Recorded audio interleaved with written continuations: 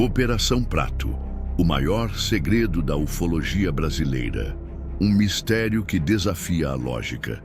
Em 1977, um fenômeno misterioso aterrorizou os moradores de uma pequena cidade do Brasil. Luzes brilhantes apareciam no céu todas as noites, se aproximavam das pessoas e as atacavam com feixes de luz. As vítimas descreviam a sensação de estarem sendo drenadas de energia, acordando fracas e com marcas estranhas no corpo. O medo tomou conta da cidade. As pessoas fugiram de suas casas, rezavam em igrejas e imploravam por ajuda. Foi então que o governo brasileiro decidiu agir. A Força Aérea Brasileira criou uma missão ultra-secreta chamada Operação Prato. Durante meses, militares investigaram os eventos, tiraram centenas de fotos, gravaram vídeos e documentaram tudo em relatórios confidenciais. Mas, de repente, a operação foi encerrada sem explicações. E o mais estranho, o comandante da missão, Capitão Uirangê Holanda, revelou o que sabia anos depois. E pouco tempo depois, foi encontrado morto em circunstâncias suspeitas. Hoje, vamos mergulhar nos detalhes dessa operação e analisar tudo o que foi descoberto. O que eram essas luzes? Qual o verdadeiro motivo do sigilo? E por que o governo até hoje não revelou tudo o que sabe? O início dos fenômenos. A cidade de Colares, no Pará, era uma comunidade simples de pescadores. No final de 1977, os moradores começaram a relatar avistamentos de objetos voadores não identificados. Mas esses OVNIs não apenas apareciam, eles atacavam. Os relatos descreviam luzes intensas que se moviam de forma inteligente. Elas desciam em direção às casas e atiravam feixes de luz diretamente nas pessoas. Muitas vítimas descreveram sentir uma paralisia momentânea e acordavam com marcas circulares no corpo. Os pescadores se recusavam a sair para o mar à noite. Muitas famílias dormiam juntas em igrejas com medo dos ataques. Alguns moradores relataram que essas luzes pareciam ter algum tipo de inteligência, pois escolhiam alvos específicos. O fenômeno ficou conhecido como chupa-chupa, pois os moradores acreditavam que essas luzes estavam sugando sangue e energia das vítimas. O pânico se espalhou e chegou às autoridades locais, que não sabiam como lidar com a situação. Foi então que um pedido de ajuda chegou até a Força Aérea Brasileira. A Operação Prato é iniciada. A FAB decidiu enviar uma equipe para investigar os eventos. O responsável pela missão foi o capitão Uirangê Holanda. Ele e sua equipe chegaram a Colares com câmeras, equipamentos de medição e armas prontos para registrar qualquer coisa fora do comum. Durante meses, os militares documentaram o fenômeno. Foram mais de 500 fotografias, 16 horas de filmagens e dezenas de depoimentos coletados. O que eles descobriram foi chocante. Os objetos realmente estavam lá. Segundo os relatórios da Operação Prato, os OVNIs eram esféricos, cilíndricos e emitiam luzes de diferentes cores, incluindo azul, vermelha e amarela. Em alguns casos, pareciam responder à presença humana, mudando de direção ou desaparecendo rapidamente. E não foram apenas os moradores que tiveram encontros assustadores. O próprio capitão Holanda relatou ter visto um OVNI de perto. Em uma entrevista anos depois, ele contou que uma nave metálica pairou sobre ele e que, por um momento, sentiu que estava sendo observado por algo dentro do objeto.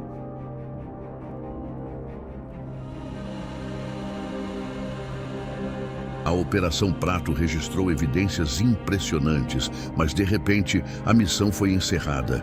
Nenhuma explicação foi dada. Os militares foram retirados da cidade e os documentos foram arquivados sob sigilo. Por décadas, ninguém sabia ao certo o que havia sido descoberto. Mas, em 1997, Capitão Holanda decidiu quebrar o silêncio. Em uma entrevista bombástica para Ufólogos, ele revelou que os objetos voadores eram reais e que a Força Aérea Brasileira sabia muito mais do que dizia. Segundo ele, esses OVNIs pareciam estar estudando a população, monitorando e interagindo com os humanos de forma intencional. Mas, poucos meses depois da entrevista, Holanda foi encontrado morto em sua casa. Oficialmente, ele teria cometido suicídio, mas muitos acreditam que ele foi silenciado por saber demais. Veja um trecho do depoimento do capitão. Conversamos com Paulo Costa, que é o dono da olaria, ele autorizou e nós fomos para lá.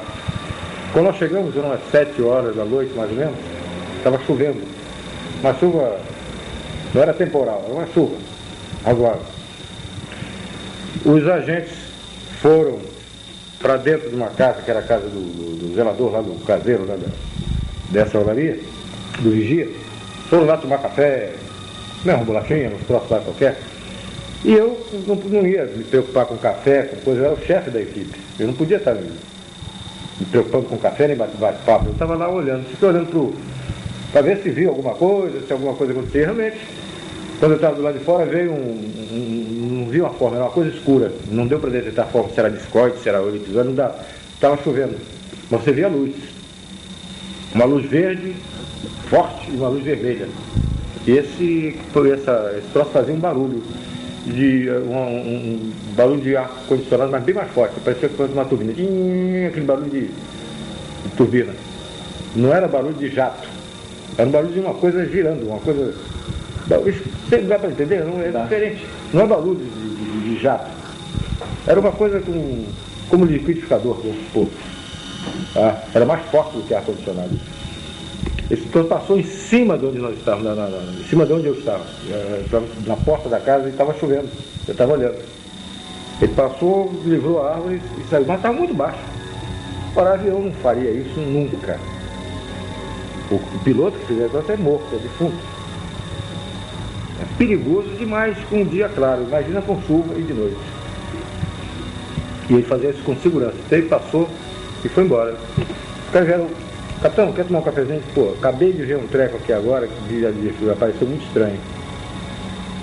Aí, pô, então tá ok, vamos tomar um café e vamos embora. Entramos no barco. Aí fomos para esse lugar, aonde o Luiz tinha estado. Paramos, o barco desci, fui andando, foi até a árvore onde ele tinha feito o giral. Aí ficamos ali embaixo. Então nós fomos para esse lugar. Como a maré estava enchendo, a gente estava com a água cada vez mais crítica, né? E a gente chegou a uma posição que a gente já estava, uma situação em que a gente já estava com... Nada tinha acontecido. A gente já estava com a máquina fotográfica, com tudo, com a mão suspensa. Já daqui a pouco eu tenho que subir numa árvore dessa, senão mergulhava com o equipamento com tudo. A maré foi enchendo e nós estamos... É assim rápido? É. Umas 10 horas mais ou menos, quando nós decidimos ir embora. Vamos embora. Aí pegamos uma canoazinha que estava conosco, fomos até o barco, que estava parado na outra margem. Salvamos o equipamento e a gente não morreu afogado. Aí fomos lá, deixamos o equipamento no barco, pô, ficamos lá. Eu disse, agora eu vou ficar mais um pedacinho. Ô, capitão, você não vai voltar? Não, vamos ficar mais um pedaço aí. Umas 11 horas, nós ficamos conversando, distraindo, fumando cigarro e tal. E lá no fim, o rio afunilava. Nós estávamos numa posição, na margem esquerda do rio, direita do rio, e a gente viu o rio fechando lá na frente, afunilando lá na frente. A mais ou menos uns 2.000 metros, passou, vinha da esquerda, do norte para sul, cruzando o rio, uma luz muito forte, amarela, âmbar, como um sol, mas muito baixo, em cima das árvores. E cruzou o rio na mesma posição, mais ou menos, onde fica a casa do vigia, onde eu tinha visto a primeira coisa. Passou da região de vigia? Do vigia da olaria. Do vigia da olaria. Tá? Dessa olaria do Costa. Aí passou muito baixo. Iluminava o rio. Aí foi filmado isso. E no filme aparece ele tremeluzindo. Uma coisa assim. Uma luz que eu não sabia. Não fosse uma chama esquisita. Constante. É. E aparece o rastro dela, a luz dela no rio. Foi filmado isso. E foi bem filmado. Quando você tinha um documento desse gênero, uma filmagem espetacular como essa, isso não ia para Brasília? Ainda não. Ainda era retido lá no comando aéreo? Ficou depois é que a Brasília solicitou isso. Eu não acredito que o Brasil não acreditava muito nessa história, não. Tá? O Brasília achava que era o quê? Não sei. Meia dúzia de Tanta coisa se fala. biruta no meio do mato, pesquisando. Eles não queriam se expor, né? Talvez no seu negócio a gente vai dar crédito a uma coisa dessa e tal, mas tinha colegas deles lá. Isso que os caras estão fazendo. Será que é verdade isso? Bom, isso foi 11 horas. A gente registrava a hora, a altura, direção, essas coisas todas que tinha que se preencher o relatório. Isso agora mesmo é que eu não saio daqui. Agora nós vamos ficar. Mas não tínhamos levado comida, não tínhamos levado café, não tínhamos levado nada, água, nada. Aí o Luiz se propôs a ir à casa dele, um casebre na beira do rio, para fazer um café, trazer alguma coisa, pão, bolacha, sei lá o que fosse, para que a gente pudesse ficar mais à noite, beber água e tomar um cafezinho, um negócio. Aí ele saiu com um barquinho e tinha no meio do rio uma ilhota. Não tem mais do que 15 ou 20 metros de largura não, mas é muito comprida, parecia submarino no meio do rio, tá? Tem vegetação. Ele veio, saiu com o barco e desapareceu nessa ilha. Nós não vimos mais o Luiz. Ele foi remando uma canoazinha, uma pirogazinha pequenininha. Ele saiu com um garotinho, um menino de lá, que foi com ele, foram remando, desapareceu do rio. Nós não vimos mais. Logo que ele desapareceu, não demorou muito, eu estava em pé, em cima da tolda do barco, e os agentes conversando, mas eu era o chefe, não podia estar me dando a luxo de estar tendo essas facilidades. Eles estavam lá à vontade, quem comandava era eu, então eu tinha que estar arisco. Veio do meu lado esquerdo, eu estava de frente para o fim do rio, para o começo do rio, aliás, de onde nós vimos, da olaria. Do meu lado esquerdo vinha uma luz muito forte, a mesma luz amarela muito forte. Eu vi aquela coisa se aproximando e fiquei quieto. Depois que eu vi que era muito forte e que estava continuando vindo na direção, eu chamei a atenção dos agentes. Olha lá, aqui à direita. Os caras olharam, prepararam máquina fotográfica, filmadora, tudo. A coisa veio, mas estava baixo. Estava uns 200, 250 metros. Não estava muito alto, não. Passou em cima da gente. E quando chegou perto, na margem do rio, apagou aquela luz amarela, aquela luz forte, amarela, aquele sol amarelo, que a gente não via a forma, só via a luz. Apagou, de repente. Aí nós vimos uma forma estranha, uma forma de uma bola de futebol americana, aquela bola de ponta, tá? Aquela bola de futebol americana, muito grande, e como se fosse esse abajur, translúcida, tá? Só que tinha janelinhas no meio. Toda a extensão dela tinha janelinhas. Eu não vi ninguém atrás daquela janela. Mas que tinha janela, tinha. Tá? E era uma coisa muito grande. Mais ou menos uns 100 metros. O que realmente aconteceu em Colares? Até hoje, a Operação Prato continua sendo um dos maiores mistérios da ufologia mundial. O governo brasileiro liberou apenas parte dos documentos, mas muitos acreditam que ainda há segredos ocultos. Mas o que eram essas luzes? Algumas teorias sugerem que eram naves extraterrestres estudando a população. Outras acreditam que poderia ser algum tipo de tecnologia militar avançada, talvez até vinda de outro país. Há também aqueles que apontam para uma explicação mais assustadora. E se o governo já soubesse da presença desses seres e estivesse monitorando secretamente sua atividade? A verdade é que, até hoje, não há uma explicação definitiva. O caso da Operação Prato continua sendo um dos maiores mistérios já registrados. E muitos dos seus arquivos continuam classificados como secretos. A Operação Prato foi encerrada. Mas os avistamentos de OVNIs no Brasil nunca pararam.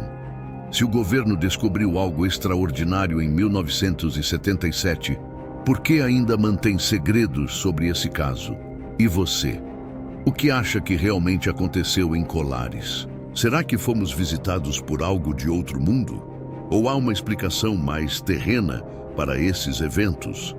Deixe sua opinião nos comentários e compartilhe este vídeo para que mais pessoas conheçam essa história. Inscreva-se no canal e ative as notificações para mais mistérios incríveis como esse. Nos vemos no próximo vídeo.